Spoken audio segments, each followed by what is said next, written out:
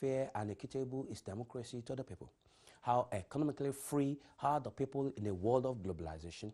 Join the discussion. Have your say here, live on Ben Television. All right, you're welcome back, and we're still taking a look at the tolerance of this current administration for divergent opinions to his stand, and of course, we're looking at the attitude of this government when it comes to respecting court orders issued, and of course, respect for human rights in the country. You're free to be part of the program. The number to call is going to be put on the screen. You may join us on the show and let us have your opinion. What do you think about respect for human rights in Nigeria, and of course obedience to court orders, and of course the tolerance of the government to voices of opposition or opposition opinions in the country? I'm still joined by Daniel. So we were talking about the government's tolerance, and we're talking about respect for human rights. In your view, taking a look at everything that has happened, would you say there is justice in Nigeria today for the common people? So let's start. Is there any respect, what we call human rights? Is there a respect for human rights in the Nigeria of today? What has happened to me is scary. It's an eye-opener, because it gave me an opportunity to interact with a lot of police officers, even senior police officers, lawyers who are in the field, my classmates who are still practicing. And my own case is better because I have many friends who are lawyers. I qualified in Nigeria in 2000. So anybody who qualified with me in Nigeria should have 18-year post-qualification experience now, who helped me, even some pro bono, free, without. So, but when I look at other people, when I had stories, people who have been arrested by SARS, this Special Anti-Robbery Squad, it's scary. No one to speak for them. Even when you want to go to court, the court system is very expensive. There is no legal aid system in place to help you to pursue your cause. So the Nigerian masses have been seriously deprived of their fundamental human rights. These rights are fundamental. It's not conferred upon you by anybody. People quote the Nigerian Constitution and say, I have the constitutional right. No, it is not a constitutional right. It is a right bestowed upon you by God on creation. That is why it is fundamental. You inherited it naturally. It is the origin of fundamental human rights is the natural law. By natural law, for the fact that you are created by God, you are endowed with a right as a human to speak, to freely voice your opinion, to freely express your views without any hindrance. And some people, I attended one conference last year, and the speaker was saying, if you want to be an online publisher, don't talk against your governors, because this is what our governors have done. I said, what? You as a citizen of your state have the right to speak against your governor. In fact, I might even say that you have the right to abuse your governor. Yes, not abuse. You have the. You just mentioned that one of the most abused and harassed presidents today is President Donald Trump. And Trump doesn't go about arresting everybody who abused him. Barack Obama was abused, even lied against. He didn't go out arresting everybody who lied and... his paternity was disputed. Of course. Even by the current president saying he was never a British, he was never an American. He's not an American. They lied against him. Rather than making Trump, rather than getting Trump arrested, yes, the guy probably went to defend himself and prove his paternity. Of course. I'm an American citizen. Yes. So if you're a governor and your citizen lied against you, what you simply have to do is to tell people, this guy lied about me, this is the truth. Or you go to court. Or you go to court. And if you right. feel so offended, if it is so, but otherwise, why should the governor be bothered about it? And I ask people, the IG of police, hundreds of Nigerians are being killed. In fact, on the day I was arrested, the Fulani herdsmen killed hundreds of people in Taraba State. People were killed in Benue State. 34 people were killed on the same day in River State by courtsmen. In River State, yes. They were armed robbery. So what concerned the police is that one unknown writer insulted him in an unknown website, opinionnigeria.com, whom nobody has read. That is what is troubling a police that has for all the problems in Nigeria. So if you're a serious governor, upon all the problems in your state, what should concern you is that one man insulted you on Facebook? Come on. How should that be a problem to you? If you feel so gross about this, tell people, this boy lied against me, but I'm not concerned. I have more important things to do. Or you go to court and force your right. That is if you feel so offended. And not to pick up this young man for what he said on Facebook and put him in jail. No, it is his right to abuse you because, after all, you are there. Occupying a public position. Occupying a public position with his own money. And maybe he said that you stole his funds, that you are stealing public money. Then, I mean, in every form of decency, we might not want to encourage individuals, people being abusive. Yes, of course. But however, doing a critique, a sincere critique, yes, which might not be favorable to your government yes, or to any public officer, yes, should not become a criminal offense. My friend IG Wala was simply saying that the government misused the funds that's available for Hajj operations in last year. And so he said he has evidence. And the person in charge of the Hajj operations in his state simply sent the police after him, arrested him, and put him in jail. Was that the right thing to do? Without trial. Was that the right thing to do? Why don't you simply sue him for libel, for defamation, or whatever? Go to court and the court will come and if are there laws of Nigeria? Your case is peculiar because first, you're a British citizen.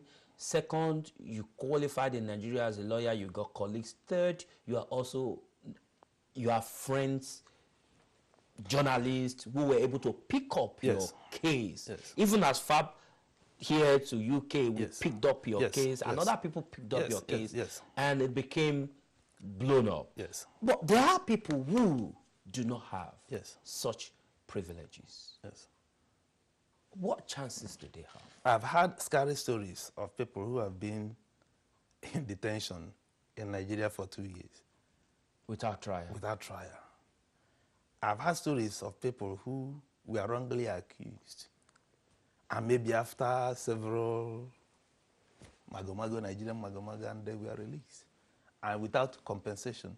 But you and I know that in this country, if you suffer such inhumanity, the state will apologize to you and compensate you for what you have done. Are you even likely to suffer such thing in the hand of the police? Here, it's not, of course, it's not possible. But I'm saying if perchance the police made a mistake, because even I told the police, look, are you sure that you have the right person? Are you sure this is not a case of mistaken identity? If it is, let us resolve this matter here and let us go home, because my brother didn't say do what you accused him of doing.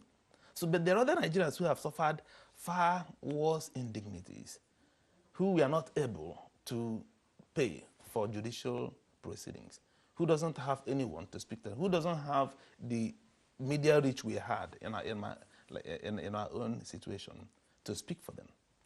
And there is no remedy for them. It is what the Nigerian government should be concerned about. Of our leader, of our judicial system, of our police system, and of the kind of democracy they run in Nigeria? This is that Nigerians should engage on serious soul searching. Even the people, legal practitioners, the judicial system, I think they should devise a means whereby a body that should be going through police cells. There are such bodies. We have different international, localized, Nigerian-based organizations that are involved, different human rights organizations that are involved in. I think there are some in Nigeria. Yes, but I think there's something. I think something happened to the Nigerian civil rights groups over the past 2 years. I listened to Professor Chido Odenkalo 2 days ago on a video, on an interview he had. And Chido Odenkalo was the former chairman of Nigerian Human Rights Commission under the administration of Goodluck Jonathan. And Chido Odenkalu said something that was very instructive. He said that when the present administration was coming into power, that the Nigerian human rights community took sides. Commission. Nigerian civil human rights community itself took sides, became partial towards this Buhari administration against or for? Against the government of President Goodluck Jonathan. Okay. He admitted it. I'm quoting Professor Chido Odenkalu now, who is a prominent human rights activist in Nigeria. When asked the question, why did they do it? He said maybe some of them did it because of promises of maybe expectation of appointments or whatever goodies may come to them. And so they lost their credibility. They lost their voice. So for the past 3 years, I think the Nigerian... That commission hasn't been constituted. No, I'm not even sure the Nigerian Human Rights Commission, I think someone else, I don't know whether it's not... Up till now. No, up till now, the Nigerian Human Rights Commission, really? we are open to correction here. Yes. We think that commission has not been constituted as of today. Then that is sad. Because that is a government body that should be overseeing the government's human rights activities. But even at that, other human rights minded individuals and organizations also seems to have lost their voice, because they sided with the APC when they were coming into power, and Chido Odenkalu said they have lost their credibility. So they found it difficult now to criticize this administration when they feel they have done something wrong. And so they are not alive to their responsibilities. I think the Nigerian community should sit up now, do some soul searching, and try to rediscover that voice. So that all these individuals who maybe still be languishing in prison without nobody to speak for them, somebody should start asking questions. Why is the government disobeying court orders? Why all these arbitrary arrests against Nigerian citizens? Even why all these killings? Killing itself is a violation of fundamental rights. We hear of killings every day. Nigerian government should concern themselves with these acts and try to find a solution. It is sad that in the 21st century, people should still be suffering these indignities that we thought have moved away with the military government. What right ask Nigerians to complain when they suffer such indignity abroad, when even their own government in their own country inflicts such pain and injury on them? Well, so something happened to me when I was I was in Nigeria. I was contacted, my family, a lot of friends and family contacted the British authorities. And the Deputy High Commissioner's office in Nigeria contacted me. And I had a meeting with the British consul in Nigeria, and I received consular advice and help. Being a British citizen. Being a British citizen.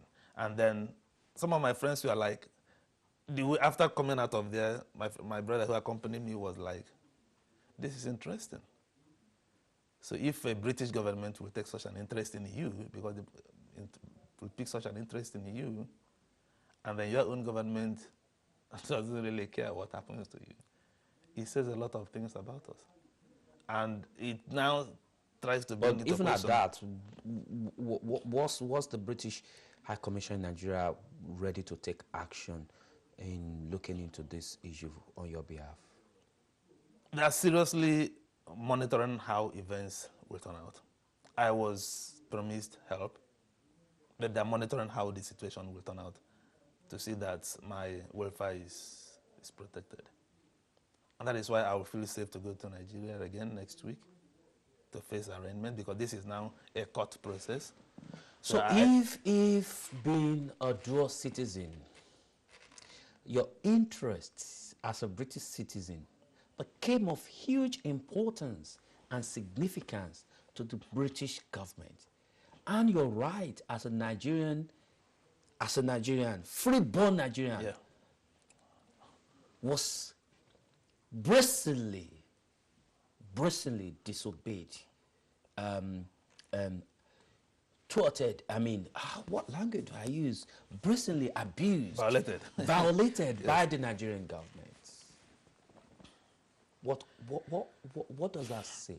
What hope does it give? Well, I think this is a question that Nigerians should start asking because we have, like I've said, this is a natural right given to you by God. And then, of course, we have the Nigerian Constitution that protects your right to free speech and freedom of expression. Nigeria is a member of the African Union. We have the African Charter of Human Rights. We have the West African Court that protects human rights. Nigeria is a signatory to a lot of international treaties guaranteeing your rights. The United Nations High Commission for Human Rights is there. We are signatory to all these laws. So Nigerians should start to demand that their governments respect these rights.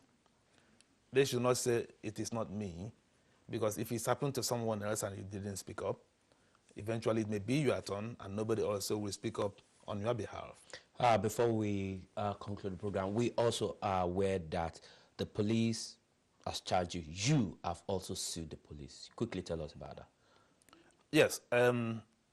We have 3 pending court cases. One, me and my brother who was taken to Abuja and handcuffed. We are suing to enforce our fundamental human rights. My brother is also, Tim Elomba, is also suing the police for violating his human rights and for keeping him in detention for 24 days. My other brothers also, who were arrested in India, were suing the police in Federal High Court, Oka Division, for a violation of their human rights. The police have also charged me and Tim Elomba for cybercrime, for cyber stalking, cyber crime, and cyber bullying. That we are trying to bully and intimidate the Nigerian chief of police. I don't know how that will.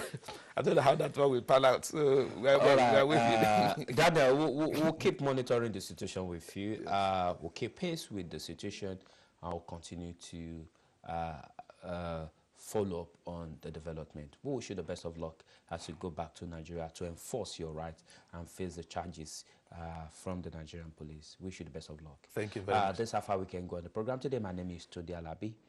Enjoy the rest of your evening. Bye. To the people. How economically free are the people in a world of globalization? Join the discussion. Have your say here, live on Ben Television on Newspunch.